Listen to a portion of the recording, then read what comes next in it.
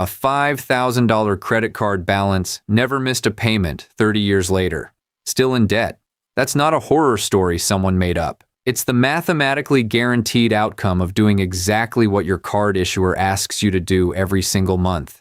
To understand how that's possible, start with how the interest is actually calculated. Because it doesn't happen once a month on your statement date. It happens every single day. The formula is simple. Take your APR, divide it by 365 to get a daily rate, then multiply by whatever your current balance is. At 22% APR, which is right around the US average right now, that daily rate is about 0.0603%. On a $5,000 balance, that's roughly 3.01 charged on day one, not $3.01 for the month, for day one. By day 30, you've quietly accumulated around $90 in interest. Before you've swiped the card once, before the bill even arrives, the balance isn't waiting for your payment to grow. It's growing while you sleep. Now here's where the structure turns against you.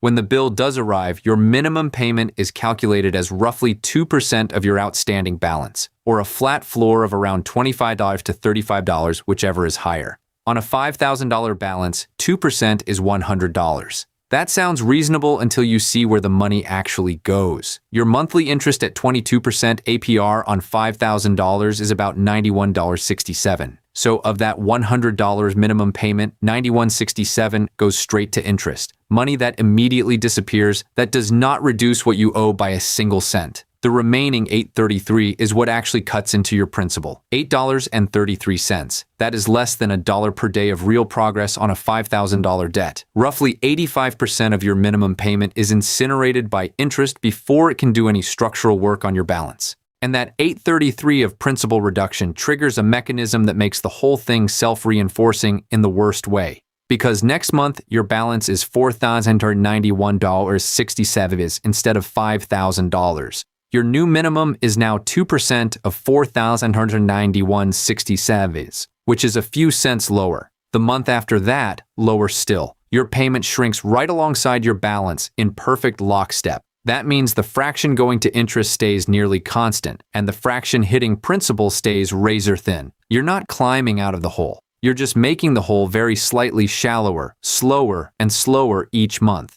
This is a feedback loop, and it runs in exactly one direction. It keeps the balance alive. Run that loop forward, and the full picture becomes staggering. A $5,000 balance at 22% APR, paying nothing but the shrinking minimum every month, takes approximately 30 years to pay off. Over those 3 decades, you pay roughly $7,700 in interest, on top of the original $5,000. That means the total amount that leaves your wallet is around $12,700 for something that cost $5,000. You paid more than 1.5 times the original debt purely in interest, and every single payment was on time. You did everything your statement asked. The system was working exactly as designed. That 30-year figure doesn't feel real until you see what it looks like on a timeline relative to your life. 30 years ago was 1995. Someone who opened a card then and paid only minimums would still be paying it off today. Through multiple jobs, possibly a mortgage, kids growing up, a pandemic, all while that original balance silently persisted. And the total interest they'd have paid, $7,700, could have been a used car, a year of college tuition, or a decade of vacation savings. The number isn't abstract. It's a decade of choices that never got made.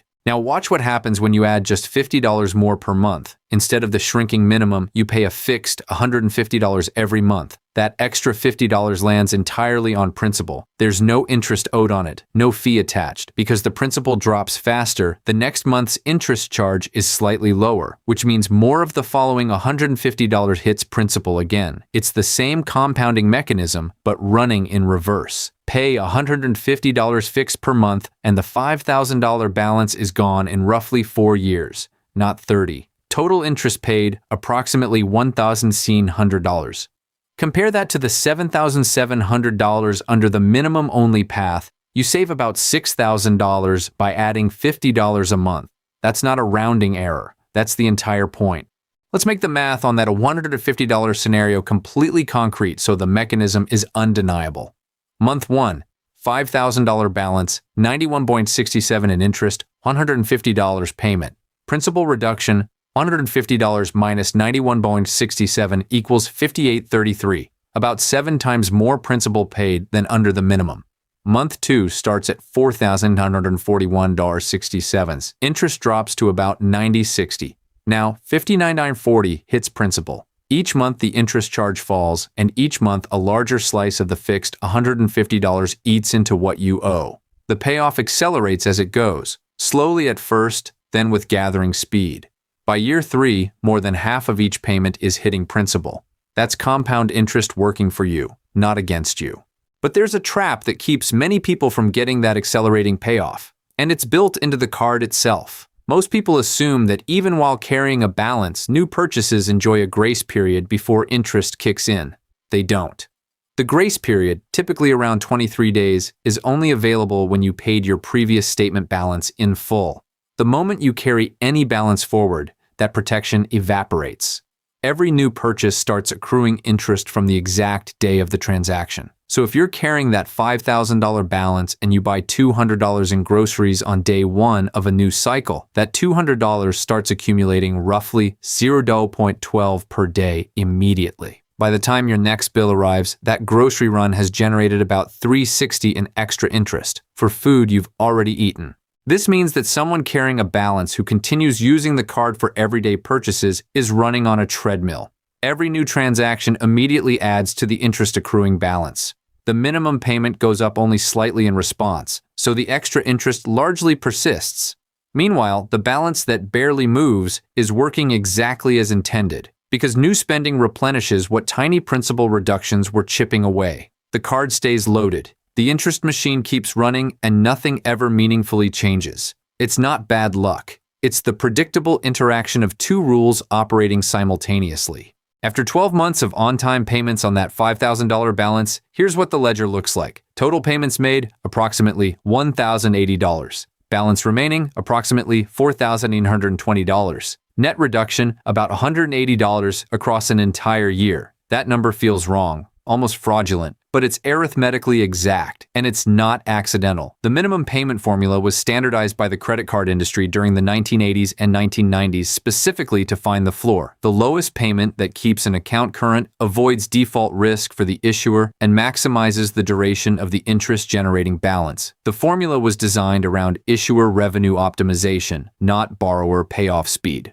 The 180 reduction after a year outcome isn't a side effect of the system. It is the system. The psychological consequence is perfectly aligned with the mathematical one. The balance barely moves, and you can see that on your statement every month. Over time, most people interpret barely moving as evidence that the debt is somehow stable, manageable, under control. It doesn't feel like an emergency because it isn't growing explosively. But that sense of stability is exactly the illusion the minimum structure creates. The balance isn't stable because the debt is shrinking towards zero. It's stable because interest and tiny principal payments are nearly canceling each other out perpetually by design. Stability here means stagnation, and stagnation, compounded over decades, is the actual cost. So where does that leave you? Two paths, same starting point. Path 1.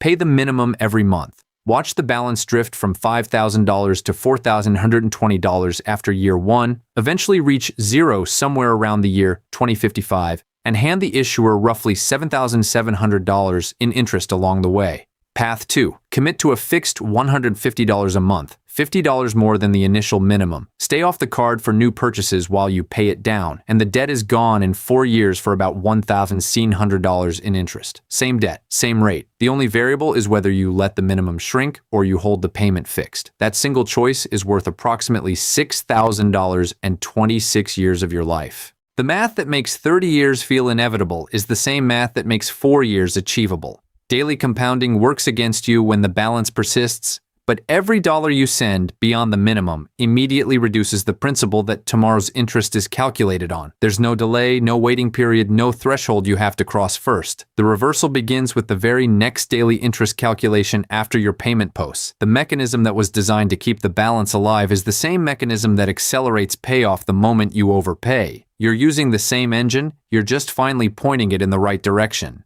A $5,000 balance, 30 years. $7,700 handed to an issuer for the privilege of borrowing money you already spent, or 4 years and $1,700 by holding one number constant instead of letting it shrink. The minimum payment isn't a path to being debt-free. It's a formula that was engineered to keep you current enough to keep borrowing and indebted long enough to keep paying. Understanding the daily math, the 85% interest absorption, the disappearing grace period, and the shrinking payment trap doesn't just explain how debt persists. It shows exactly which lever to pull to make it stop.